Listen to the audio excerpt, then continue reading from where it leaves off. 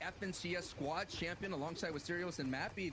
They had a really solid day. They kind of played conservatively. They were able to get a lot of placement points alongside with some valuable elims. But the thing that they have to work on is, can they continue that pace? They're pretty much playing out of body like we mentioned yesterday. And that's pretty difficult to do in a high-pace lobby like this one.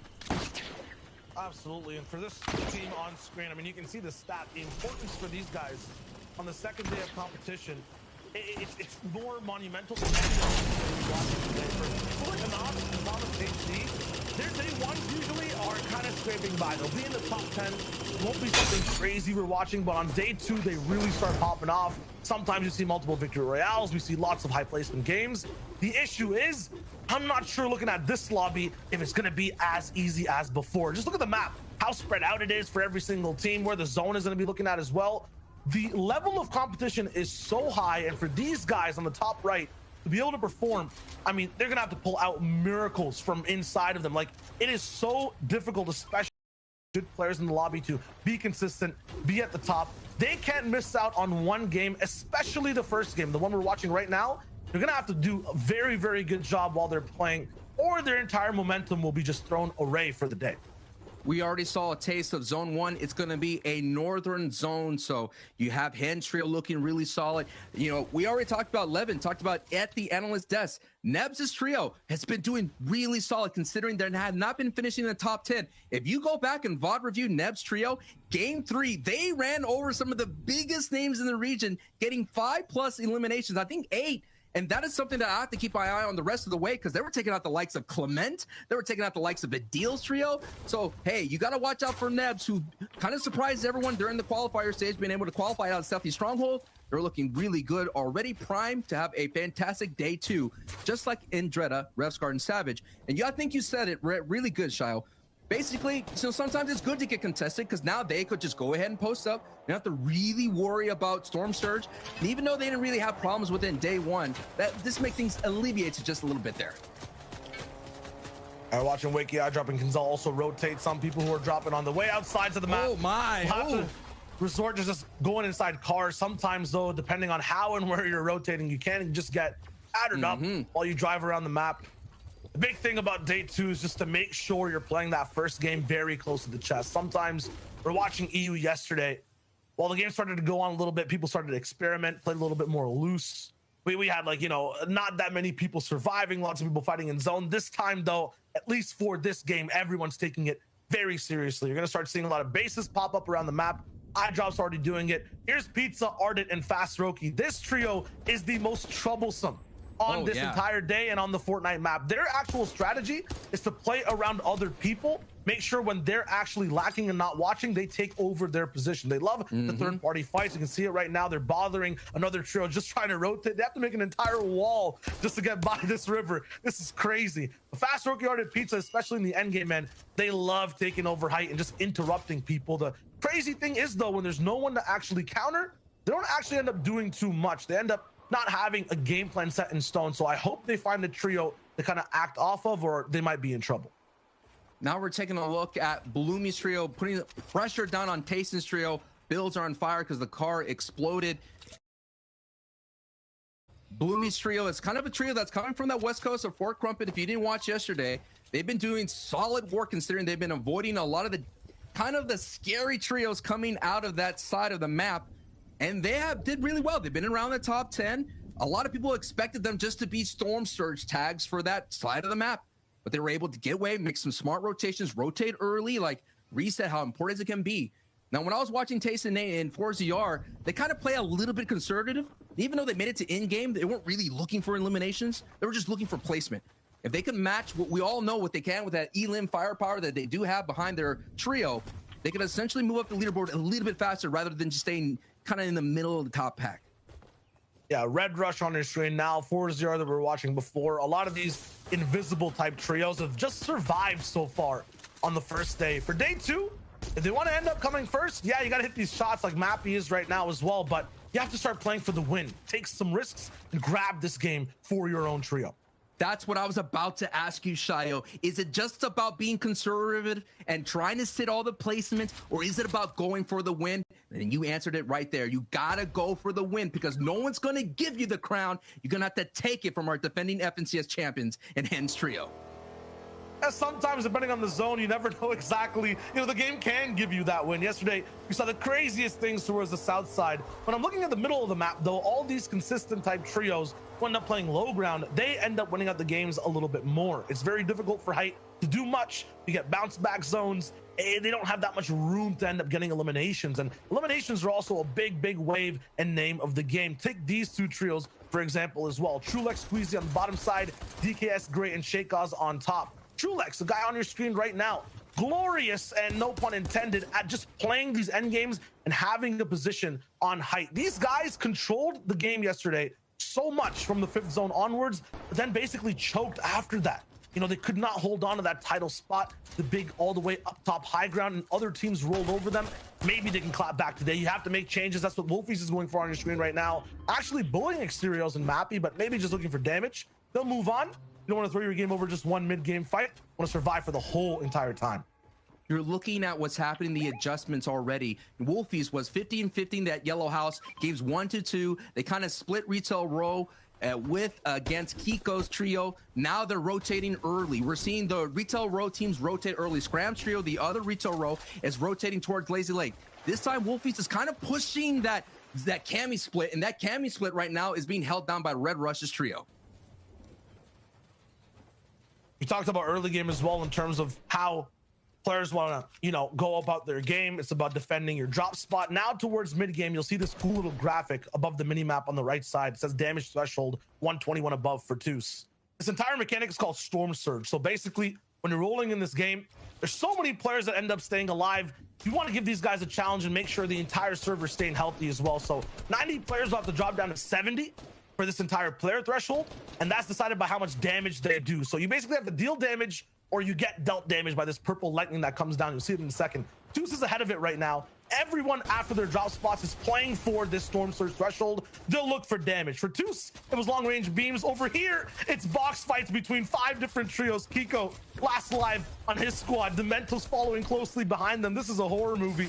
He's trying to move forward. So many beams from all spots. There's a row in his elbow. This has to hurt. He's going down, and that's one trio taken out. Sometimes you take arrows to the shin, but there's nothing like an arrow to the elbow. That's going to knock you down. That's going to take you out. But now Podesai one last MXR with back, like very last place right now. They have been very inconsistent. They were going down to Stealthy Stronghold. In fact, game 5, they were kind of splitting some randomness. But now maybe they could come up and kind of shake up that bottom of the board, because right now they're affecting this rotation right here just by being here. Hey, you're talking about randomness. What is this? This is, I'm counting like 7 different trios at the same time fighting in Storm. There's Fast Roki, the Interrupters, High Ground fighting Stompy right. Down below, Dementos is not stopping. Jamside is going down in the build. Oh, man. This is a crazy 6-way fight. ST's here too, making it off spawn for, I think, the first time I'm watching, and they're looking real good with this loadout. This is just a repeat of day 1. All the Southern teams from Misty Meadows, Lazy Lake, Caddy Corner, all being late on the rotations and all colliding as you're seeing Jamside getting eliminated by Podesai. This is what's happening the entire tournament. It looks like it's going to be a repeat in day 2. If any of these trios want to get better for the day in placement, they just have to avoid this kind of white line engagement that's happening right here, Shayo. This traffic jam hasn't stopped, and this is game 7 out of the 12. It's going to get crazy as the day goes on, too. These are teams playing conservative. Bad Sniper inside Storm, eating some damage, looking for an angle. Not going to really find it, but has some meat to eat, so it's all good on his end. Once again, in terms of reading what's going on screen, it might be confusing. There's health bars to watch. Once that threshold thing pops up on the right side as well, that's like an extra health bar to kind of show you guys how the trio's doing. If they're about 300, 400 damage above, it's really good. Anything below that, sometimes they could be in trouble. There's even more trios, though, still inside the Storm. Hellfire's so far back. Okay, never mind. It's the reverse side. They're actually in. Everyone's looking good. Oh, look at this. So many people, Sancho, playing side by side, close together. And like, this is going to be rough rotates all the way across. A very nightmare type of rotation if the zone keeps pulling north, but also a nightmare start for Red Rush. Asterios and Mappy down already. Our third place team is out. That gives room for ForceR, Tasted, and Nate to move up the board, and Queasy, Trulix, and Jerky right now. Like, you nailed it, man. They've been holding on to height. They will be at height. Like, about 4 out of the 6 games, they were on height, and they got it taken away from them. And only one of them, they were able to hold on and get a victory royale. So expect this team to continuously to fight for height, to expend all their mats, to hold on to height, do whatever that they can, because they're all in for that strategy. And when you go all in, you saw it already, they get down into shambles. But I'm expecting them to at least get 1 or 2 victory royales here today. This is such a weird game, though. Yesterday, we were watching organized driving, basically. Everyone in their own lanes, way far away. They were, following traffic laws. This time, I'm watching bumper cars. I'm looking at trios just bouncing off of each other, shooting over and over again. No one is leaving space for anyone to walk by. Even Nate, so far away from his trio, is looking to affect this one. Trulex getting hard beamed. This is troublesome.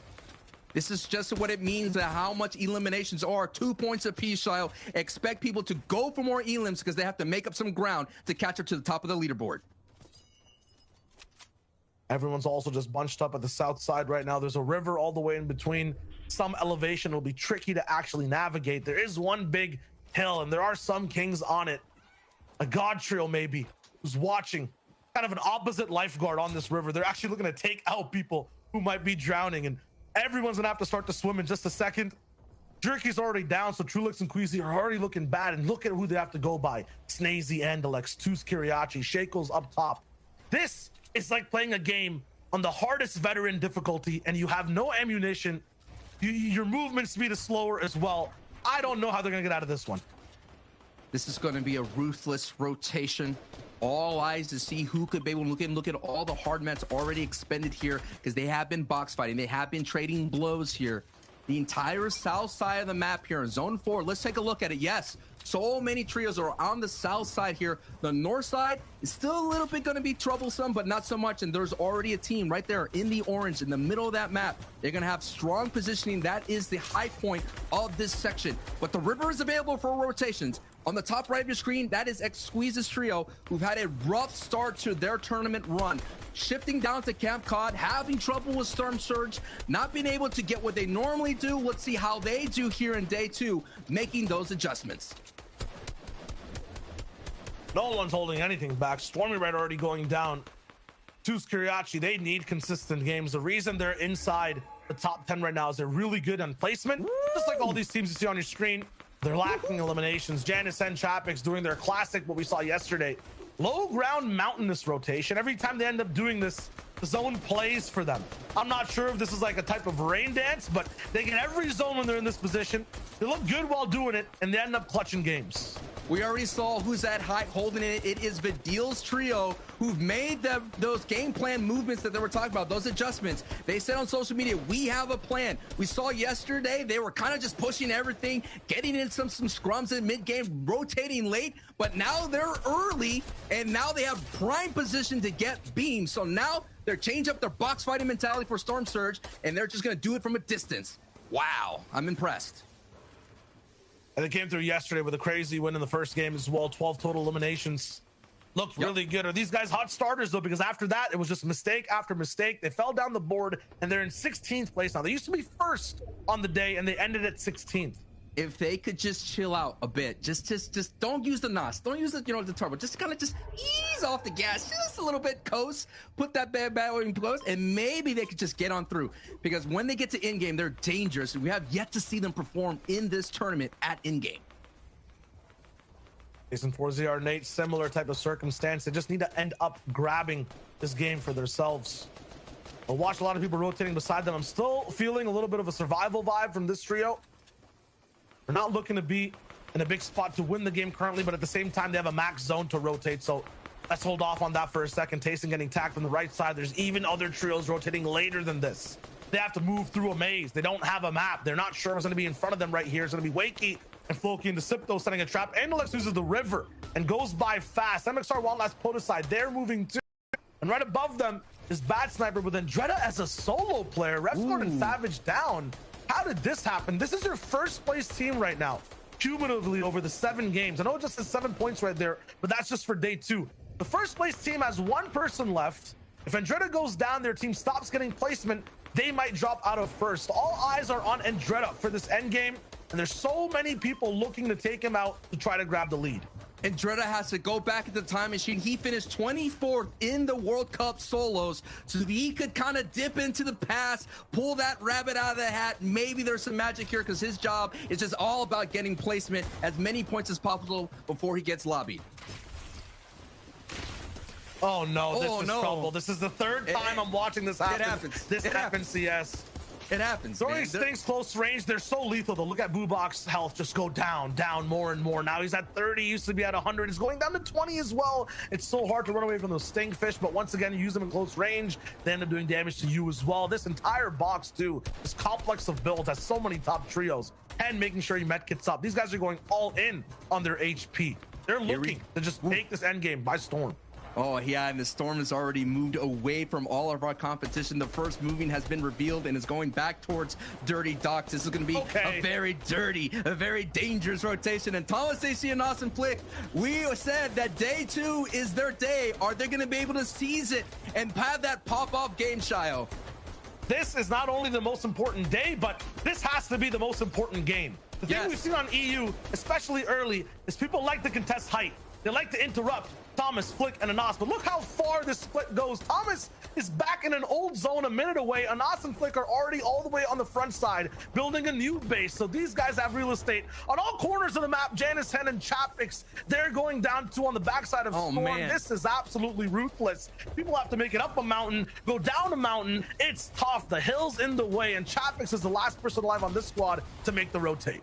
Chapix is usually the tarper. He could navigate these builds. He could do those layer switches. He could just hold on as much as possible, but he cannot just get any attention looking his way. Down at the ultimate low with only 25 HP. This is the defending champion here who had the momentum leaving from day 1, walking away with the Victory Royale. He's going to do all that he can. Now they're in the second threshold of placement, but let's take an eye on high. Thomas AC, Anas, and Flick here, putting some pressure down below. They have the ammo. Look at the AR. They have all the options they can to put the pressure down on low ground. Every player playing scared, but fear gets relieved as the zone actually bounces back. Everyone on middle and low ground, even the people getting struck by this purple lightning from Storm Surge, are safe and can breathe for the moment.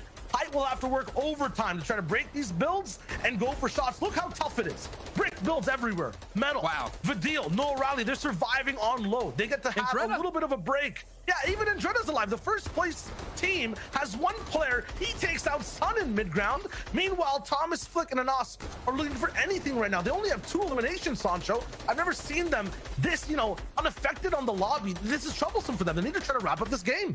Yeah, but this is where they start cooking up there as they both get iRes and Andretta right there. This is where they start getting eliminations, when the lobby starts getting really tight and congested right now. The most important thing is their builds are so low, so they're going to have to get closer. Already they're setting up someone with the heals. Thomas AC is holding on to some medkits here, so he is going to be that heal up win condition. Anas and Flicker have to go down here, but look, Noah Riley and Vidil and Reason are there on the low ground, and they're going to clean up the Slayer here, and they get Etsy, and they get Bad Sniper. Noah Riley and Vidil and Reason are here in the end game, and they have the potential to pop off even more, baby!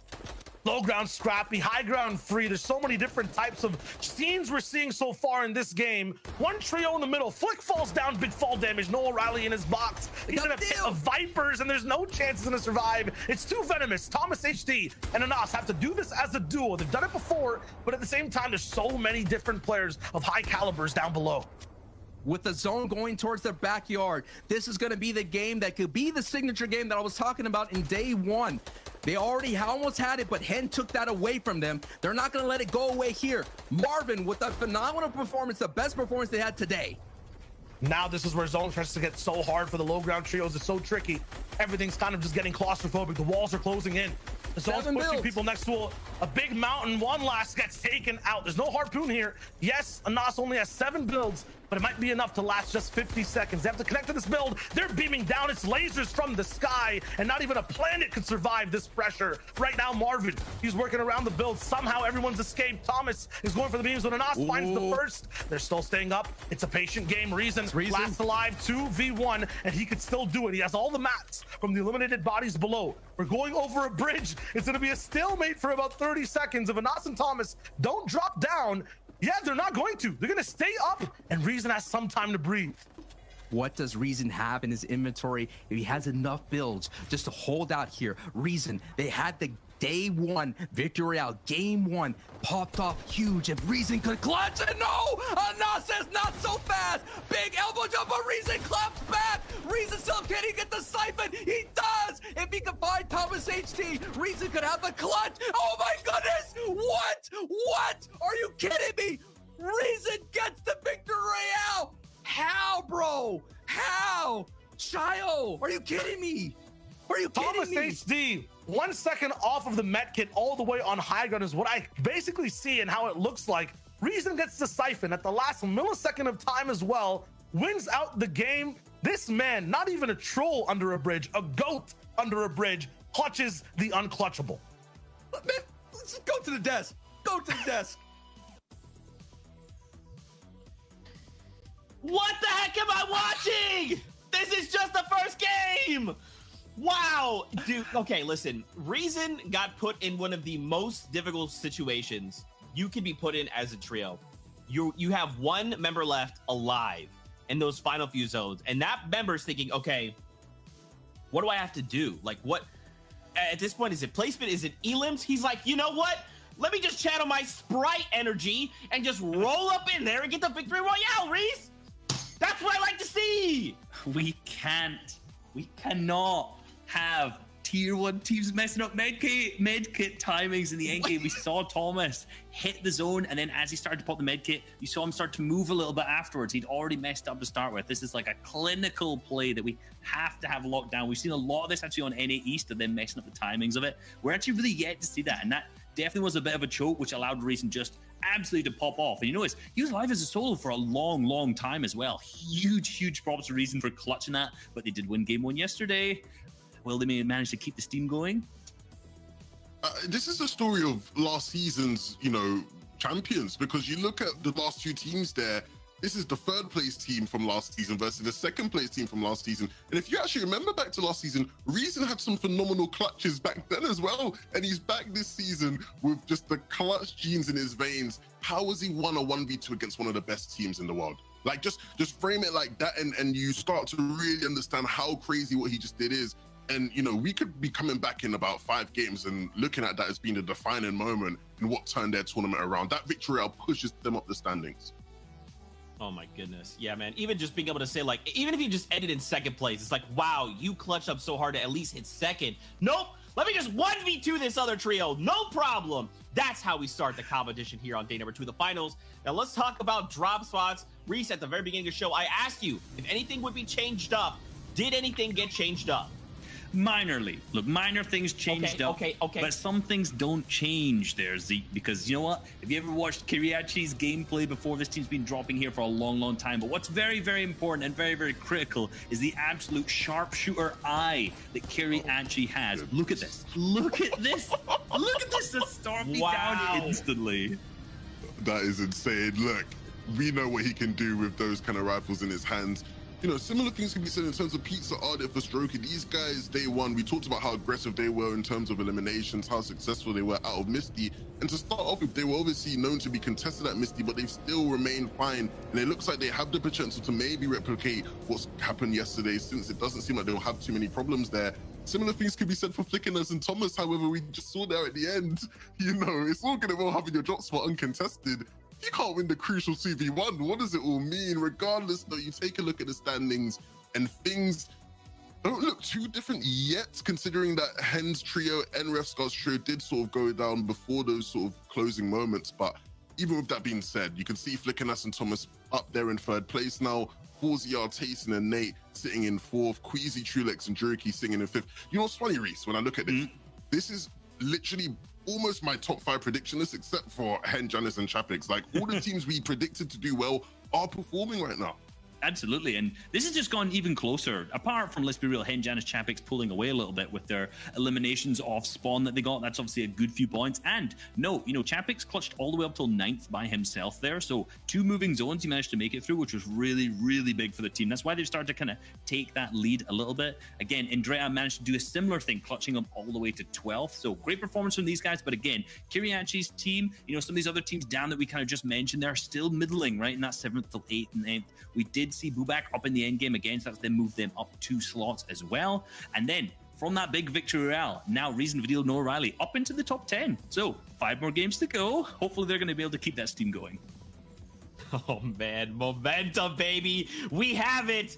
We have more games here waiting for us. A lot of these trios are looking to shut down this top 3 because remember, it's top 3 that will auto-qual going into Chapter 2, Season 7. But you know what time it is, Fortnite fam. We're getting right back aboard the battle bus. Make way, because Sancho West and Shywage are coming through. They're your casters for the game once again. Let's kick it back their way. Game number 2 of day number 2, and I'm not even